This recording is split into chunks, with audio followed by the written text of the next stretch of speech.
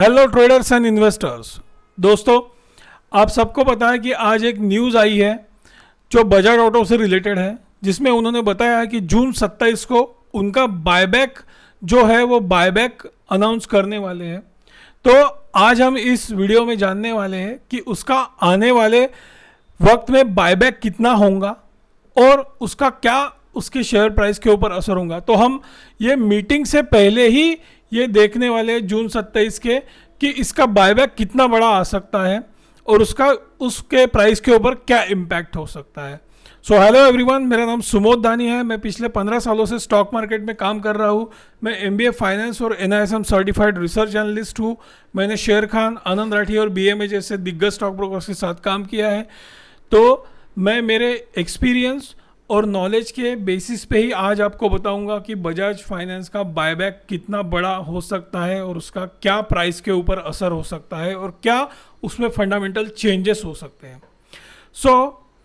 Bajaj auto ने जून 14 को भी ऐसी ही एक मीटिंग रखी थी। तो वो मीटिंग में भी वो बायबैक ही अनाउंस करने वाले थे, लेकिन वो मीटिंग में उन्होंने ये बताया है कि हम इस डिसीजन को डिफर्ड करने वाले हैं, हम इस डिसीजन को टालने वाले हैं। तो ये 2:30 बजे न्यूज़ आई थी। ये 2:30 बजे न्यूज़ आने की वजह से उस स्टॉक में उसका निगेटिव असर दिखाई दिया था। यहाँ पे आप देख सकते हो बजाज ऑटो जो है वो उस दिन डाउन गया था, 3602 का उसने लो लगाया था।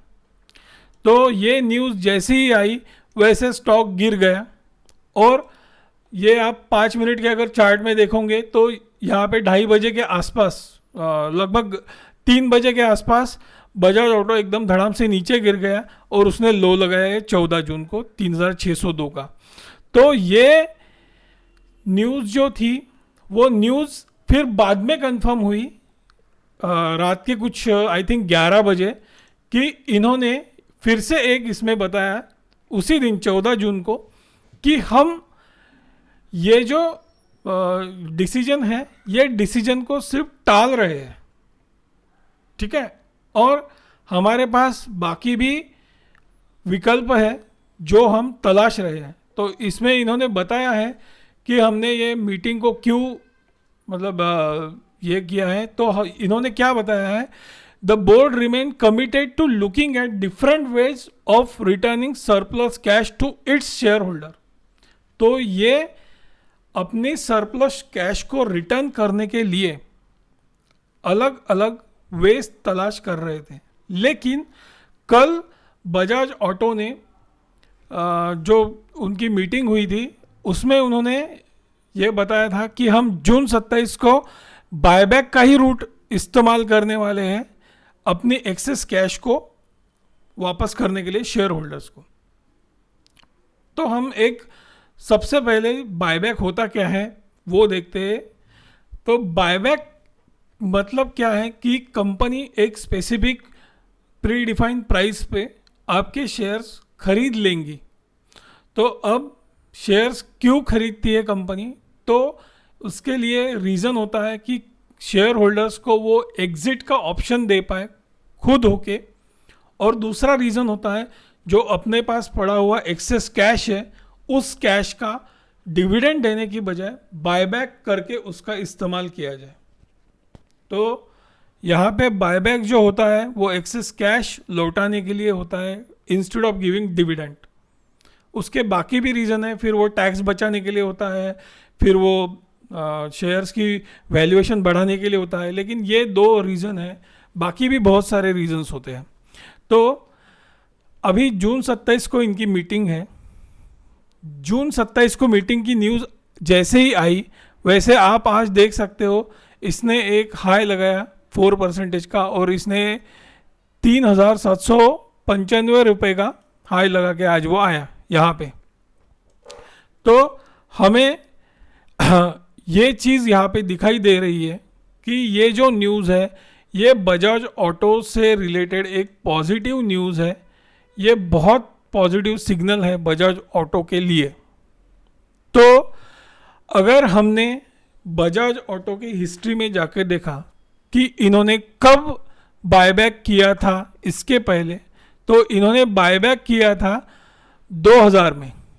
तो 2000 में इन्होंने 2000 साल में इन्होंने बायबैक किया था, जो था 18 मिलियन शेयर, यानी 1,80,00,000 शेयर्स, और वो 400 रुपये के प्राइस पे इन्होंने बायबैक किया था। बाद में इन्होंने कभी भी बायबैक नहीं किया, ये सिर्फ 2000 साल में ही किया था। अब वो 2022 में कर रहे हैं, तो बहुत बड़े टाइम गैप के बाद वो अभी बायबैक कर रहे हैं। तो अभी हम पहले देखते हैं कि इसका जो अभी ये न्यूज़ आई थी, वो न्यूज़ का इम्पैक्ट क्या हुआ था, उसके बाद इन्होंने ऐसा डिसीजन क्यों लिया। तो देखिए 14 तारीख को उन्होंने कैंसिल किया था, वो पोस्टपोन की थी मीटिंग, तो इसका निगेटिव असर इसके प्राइस पे दिखाई दिया यहाँ पे। तो ये जो निगेटिव असर आप इसके प्राइस पे देख रहे हो, ये निगेटिव असर दिखाई देने के बाद इन्होंने एक बजाज ऑटो ने एक छोटा सा लो लगाया था, जो लो था यहाँ पे आप देख सकते हो 3,574 का, और आज न्यूज़ कंफर्म होने के बाद इसने 4% का हाई लगाया। ठीक है, अब अगर आपने वॉल्यूम देखा तो ये इस दिन सेलिंग हुई थी 17,33,000 शेयर्स के आसपास। ठीक है, और आज एकदम बाइंग हुई है 11,86,000 शेयर्स की। तो ये चीज़ पिछले कुछ दिनों के वॉल्यूम को ब्रेक कर रही है। इस दिन का जो वॉल्यूम है पिछले कुछ दिनों के वॉल्यूम को ब्रेक कर रहा है।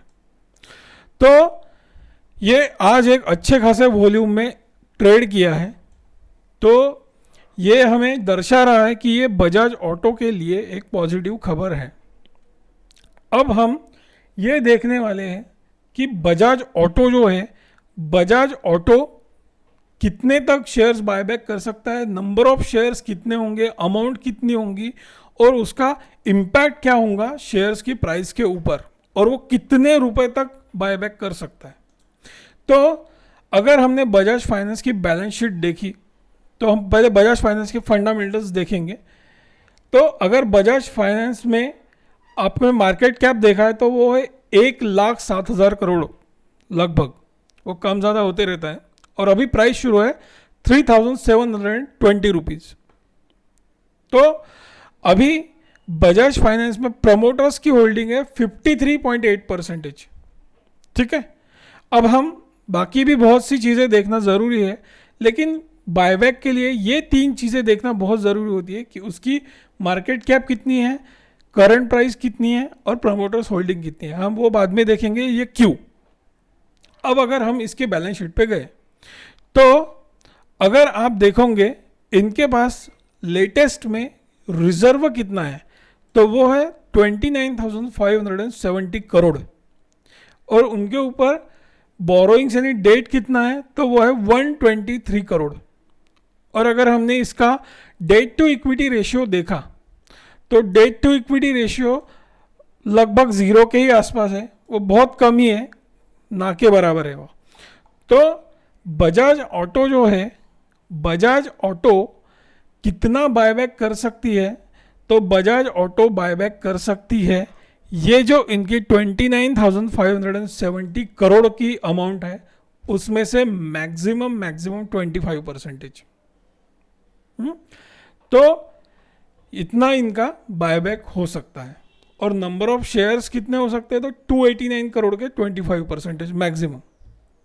ठीक है, अब ये मैं क्यों कह रहा हूँ, क्योंकि वैसा रूल है, अगर कोई कंपनी को बायबैक करना है तो वो 25% ही अपने रिजर्व के और शेयर्स कैपिटल्स के रिस्पेक्टिवली यूज कर सकते हैं।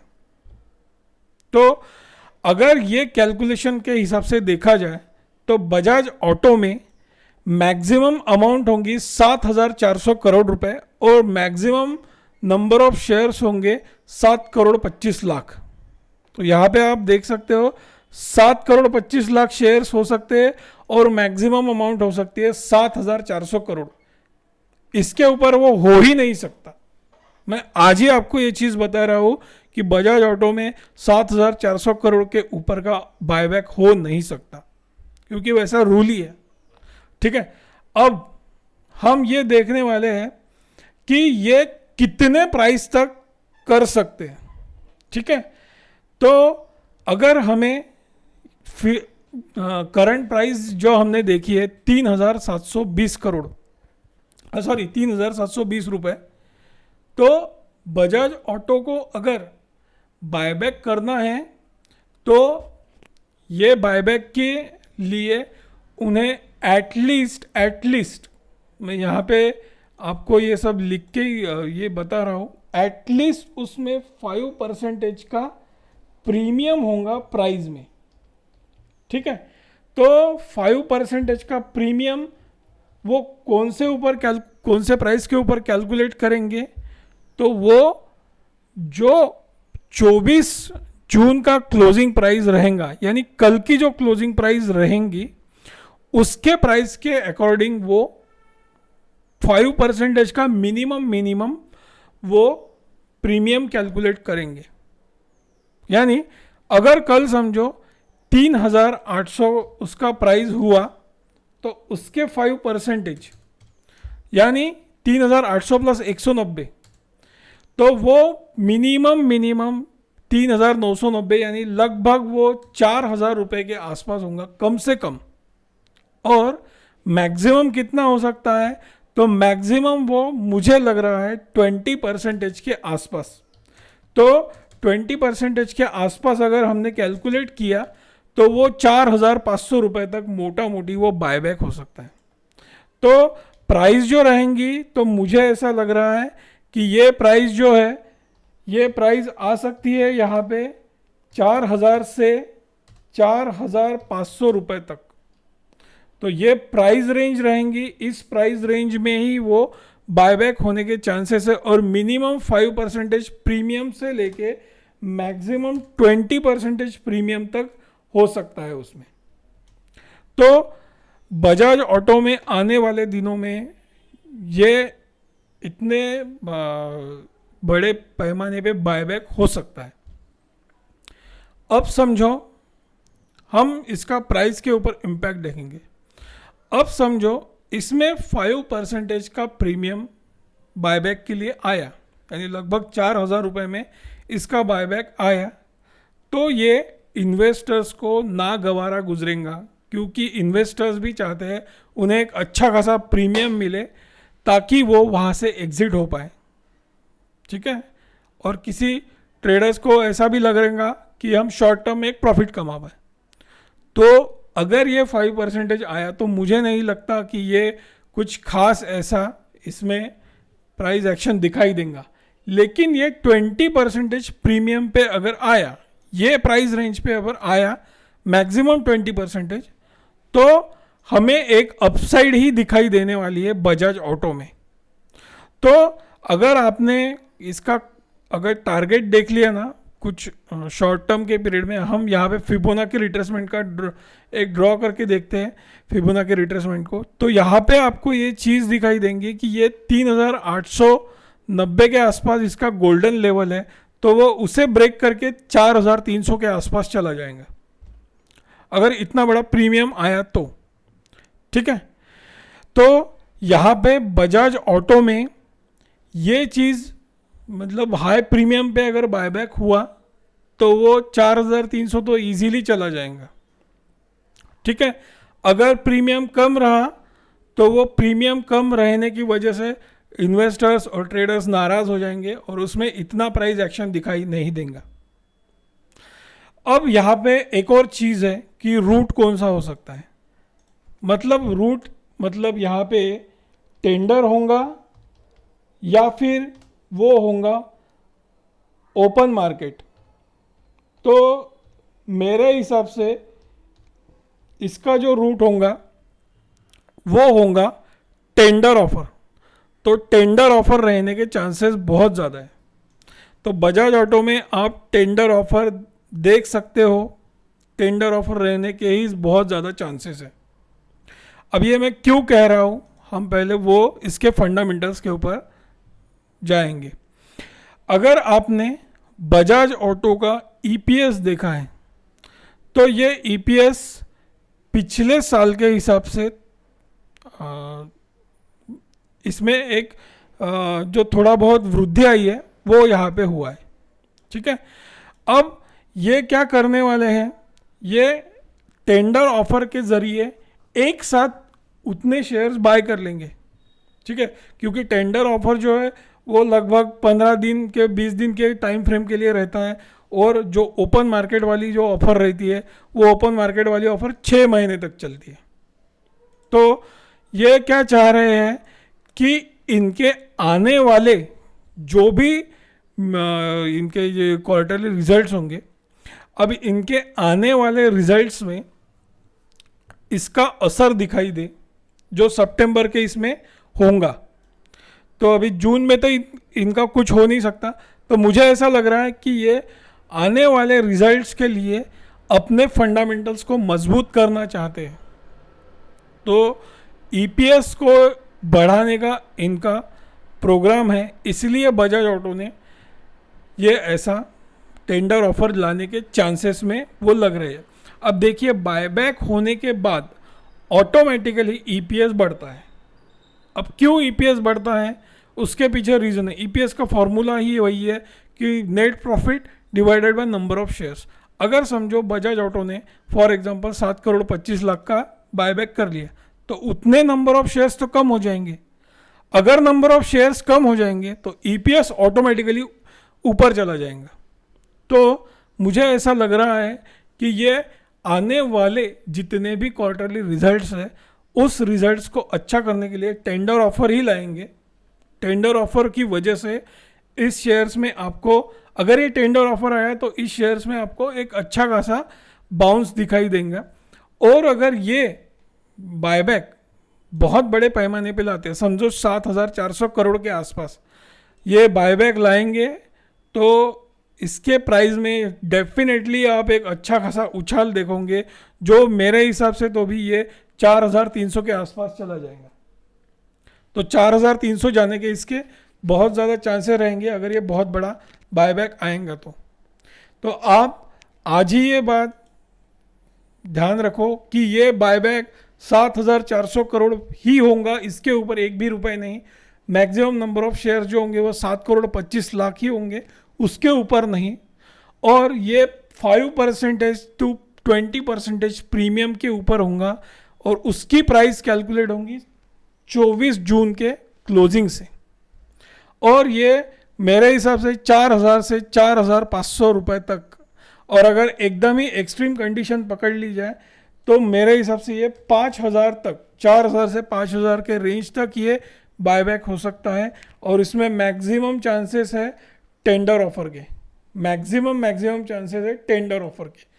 तो इसके पीछे रीज़न भी मैंने बता दिया है। उसके पीछे रीज़न है कि ये आने वाले जो इनके रिजल्ट्स हैं, आने वाले रिजल्ट्स को ये अच्छा करना चाहते हैं। तो आई होप आपको ये एनालिसिस अच्छा लगा होगा। अगर अच्छा लगा तो आप इस चैनल को सब्सक्राइब कर लो, और आप पाओगे ऐसे ही एक हाई क्वालिटी कंटेंट वाले वीडियो जो मैं अपने नॉलेज और एक्सपीरियंस के बेसिस पे बनाता हूँ। सो आप प्लीज़ इस चैनल को सब्सक्राइब कर लो और उस बेल आइकॉन को दबा दो, ताकि ऐसे ही नॉलेज वाले वीडियो आपको मिलते रहे। So have a nice day.